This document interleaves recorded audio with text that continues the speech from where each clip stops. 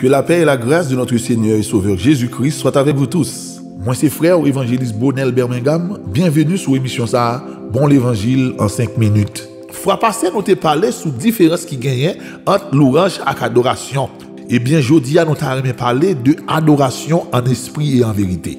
Depuis l'Ancien Testament, nous voyons que le peuple Israël a été adoré, mon Dieu. Et la gloire, mon Dieu, était manifestée dans le temps peuple ça. Arrivé au Nouveau Testament, nous venons de l'église qu'on a capable d'adorer, mais d'une manière plus profonde. C'est bon pour comprendre, depuis qu'on a parlé de l'Ancien Testament, nous avons le peuple Israël là. Et depuis qu'on a parlé du Nouveau Testament, nous sommes capables de voir l'église. L'église qui c'est un mélange de Israël et de toute l'autre nation. Apôtre Paul dit dans Galates 3, le verset 28, il n'y a plus juif ni grec. Il n'y a plus esclave ni libre. Il n'y a plus homme ni femme, car tous vous êtes un en Christ. Ça veut dire que l'église formée de tout le monde qui croit dans Jésus. Toute nation, tout peuple, toute couleur, toute langue, nous faisons celle dans Jésus.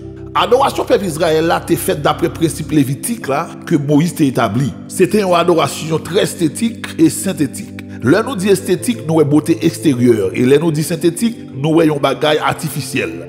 Ça veut dire que vous avez accordé plus d'importance à bagaille extérieure que bagaille intérieure. Vous avez plus d'importance à ça qui frappe les yeux. C'était plus en formalité qu'en réalité. Et il faut que ça à Jérusalem que tout le monde monte pour l'adorer. C'est une question de préparation extérieure. Laver corps, laver mains, robe longue, les couleurs, vaisseau en or, vaisseau en argent, et toutes sortes de sacrifices, etc. C'est m'a dit que l'adoration, c'est testament pas de bon. Mais simplement, il faut comprendre que jeudi, l'église a pas adoré dans une dimension qui pire.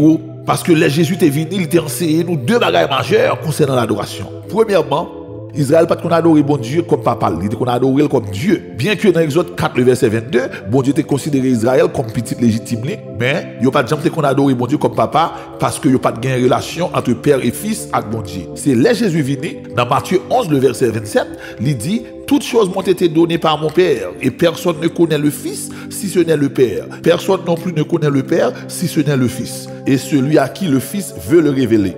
Pas de monde qui compte papa qui est petit la selle, et à monde qui est petit la veut révéler papa.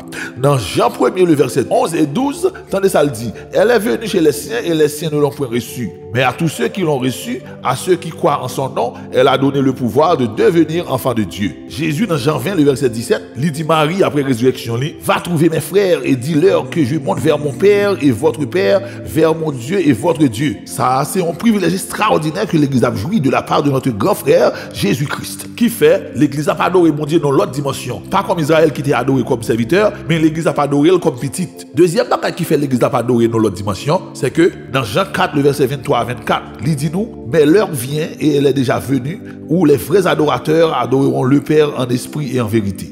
Car ce sont là les adorateurs que le Père demande. Verset 24, Dieu est esprit, il faut que ceux qui l'adorent en esprit et en vérité. Deux versets ça c'est réponse que Jésus t'a baillé à femme samaritaine après que femme t'a essayé promoter ça nous sauterait tout à l'heure là adoration esthétique et adoration synthétique. Femme n'a voulu montrer Jésus que c'est sous montagne ça que papa nous était qu'on adorer et juif yo même yo dit que c'est à Jérusalem qu'on a l'adorer. Jésus te voulait établir ça veut dire un vrai adorateur. Jésus te dit femme non, vrai adorateur que papa a demandé c'est si là capable adorer en esprit et en vérité. Une adoration en esprit et en vérité c'est une adoration spirituelle, une adoration qui seulement monde qui naît de nouveau kabay, monde qui naît d'esprit monde qui régénéré monde la vie changé, monde qui marcher selon l'esprit c'est eux même seul qui kabay adoration ça. Jésus t'a bien dit dans Jean 3 le verset 6, ce qui est né de la chair est chair et ce qui est né de l'esprit est esprit. Une adoration en vérité, c'est une adoration qui compte tout ça qui forme la liste. Il pas dépend de jour, il pas dépend de belle église, il pas dépend de décoration, belle lumière, projecteur, bon musicien,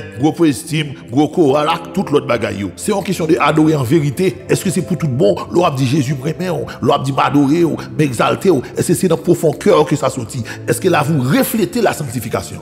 Dans Matthieu 23, Jésus était les pharisiens hypocrites pendant 7 fois, pendant que le temps passé on leçon que nous-mêmes chrétiens n'ont pas d'oublier.